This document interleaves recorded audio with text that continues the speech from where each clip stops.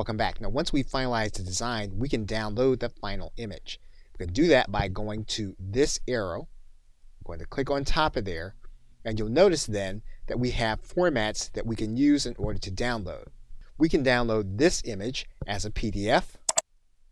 We can also download as a PNG file, as a JPEG file, or as a PDF print file. And of course, we can also translate this into an animation if we have Canva for work.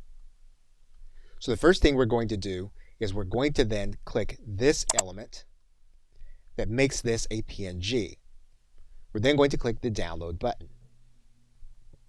Canva will then prepare the design, and then we'll have access to it on our hard drive.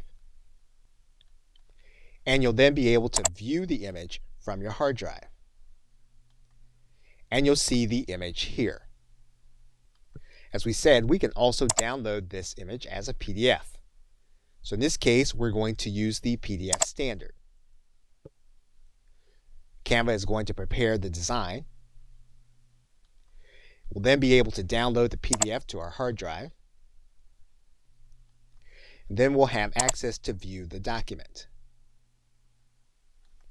We'll see that document then as a PDF here. We can also do a print quality PDF.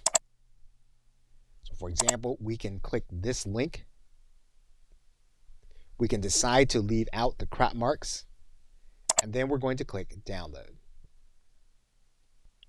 Now this one does take a little longer for Canva to prepare, but once it's prepared, we can then click this link. We'll have access to our print quality PDF.